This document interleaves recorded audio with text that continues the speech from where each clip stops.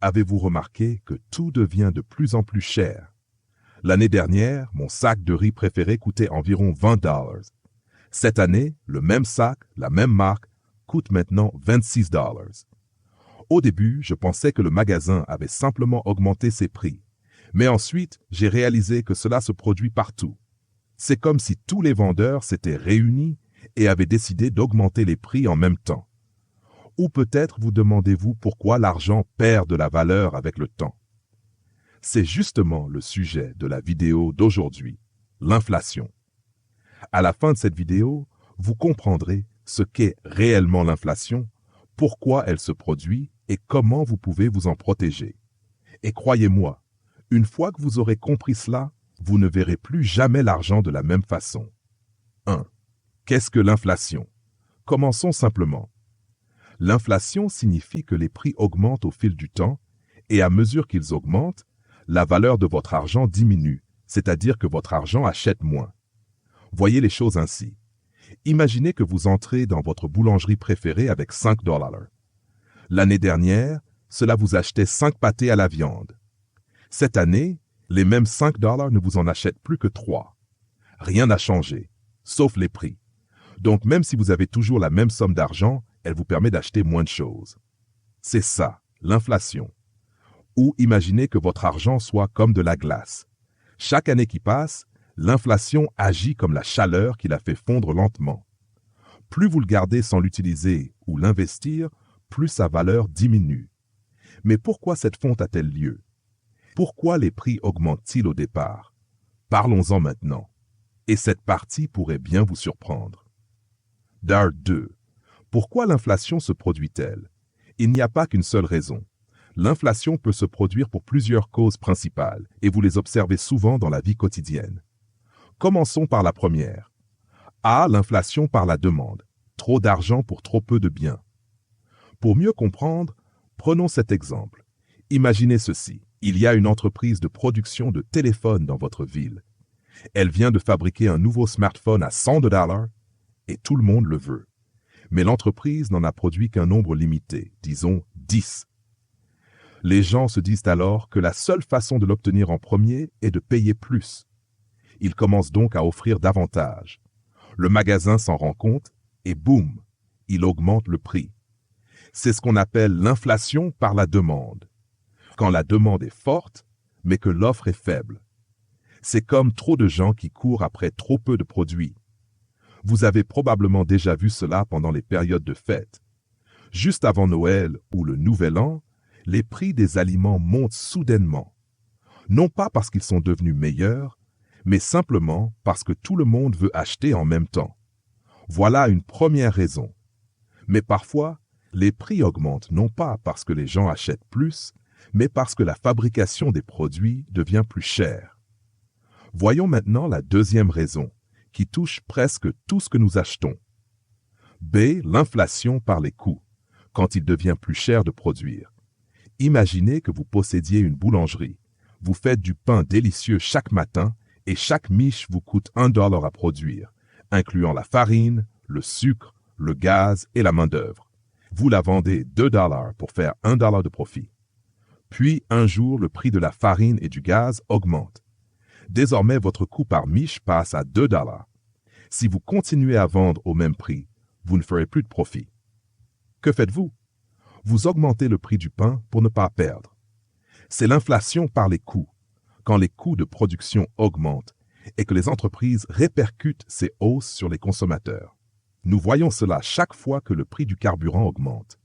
Soudain, les transports deviennent plus chers, les livraisons alimentaires coûtent plus et vous payez plus pour tout, des légumes à votre ticket de bus. Mais il existe encore une autre cause sournoise de l'inflation, qui n'a rien à voir avec les acheteurs ou les vendeurs, mais avec les gouvernements. Parlons-en maintenant. C. La masse monétaire, quand on imprime trop d'argent. Imaginez ceci, un pays fait face à des difficultés économiques, alors son gouvernement décide d'imprimer plus d'argent pour aider les gens et les entreprises. Au début, tout le monde se sent plus riche. Les gens ont plus d'argent à dépenser. Mais voici le problème. La quantité de biens sur le marché n'a pas changé. Alors, quand plus de gens commencent à dépenser cet argent, les prix des mêmes produits augmentent. C'est comme injecter plus d'argent dans un petit marché. Cela ne crée pas plus de biens, mais rend tout plus cher. Voyez-vous, l'argent n'a de valeur que par ce qu'il permet d'acheter. S'il y en a trop en circulation, il commence à perdre cette valeur. Vous vous demandez peut-être, d'accord, les prix montent, mais qu'est-ce que ça change pour moi? C'est là que cela devient personnel. 33. Comment l'inflation vous affecte-t-elle? L'inflation n'est pas qu'un terme économique, elle vous frappe là où ça fait mal, votre portefeuille. Laissez-moi vous peindre un tableau rapide. Imaginez que vous ayez économisé 1 000 $ dans une boîte sous votre lit il y a 5 ans.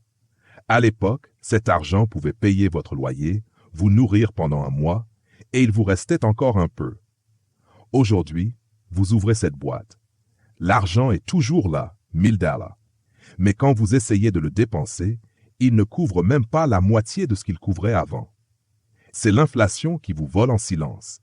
Elle affecte vos économies, votre salaire et même vos projets d'avenir. Votre argent perd du pouvoir chaque année s'il reste inactif. C'est pourquoi on dit « l'argent qui dort perd de la valeur ». Mais ne vous inquiétez pas, l'inflation n'est pas toujours mauvaise. Un peu d'inflation peut même être bénéfique pour l'économie. Voyons pourquoi. 4. L'inflation est-elle toujours mauvaise? Vous pourriez penser que l'inflation est toujours une mauvaise chose, mais pas complètement. Une légère inflation signifie que l'économie croît. Les entreprises font des profits, les gens dépensent et de nouveaux emplois se créent. Voyez cela comme un assaisonnement dans un plat. Un peu donne du goût, trop en gâche le repas. Quand l'inflation est modérée, elle encourage les gens à dépenser et à investir au lieu de thésauriser leur argent. Mais quand l'inflation devient incontrôlable, comme dans certains pays où les prix doublent tous les quelques mois, c'est la panique. Donc oui, un peu, c'est sain. Trop, c'est dangereux. La grande question maintenant est, que pouvez-vous faire? Comment vous protéger de l'attaque lente de l'inflation sur votre argent? Voyons cela maintenant. #5. Comment vous protéger contre l'inflation? Voici la vérité. Vous ne pouvez pas arrêter l'inflation, mais vous pouvez prendre de l'avance sur elle. Voici comment. 1. Ne gardez pas tout votre argent en liquide. L'argent dans une boîte ou sous un matelas perd de la valeur avec le temps. Mettez-le plutôt là où il peut croître. 2. Investissez dans des actifs qui augmentent avec l'inflation. Par exemple, l'immobilier, les actions ou même les petites entreprises. Quand les prix montent, ces actifs prennent généralement de la valeur aussi. 3. Continuez d'apprendre sur l'argent. Plus vous comprenez comment fonctionne l'argent, plus vous pouvez prendre des décisions intelligentes pour battre l'inflation. Souvenez-vous, le but n'est pas de combattre l'inflation, mais d'aller plus vite qu'elle. Conclusion. Alors, qu'est-ce que l'inflation, vraiment? C'est le voleur lent et silencieux qui fait que tout coûte plus cher et que votre argent vaut moins. Mais une fois que vous la comprenez, vous pouvez planifier, investir et protéger votre avenir. L'inflation touche tout le monde, mais tout le monde ne sait pas comment y faire face. Maintenant, vous oui. Si vous gardez votre argent à la banque, il sera affecté par l'inflation.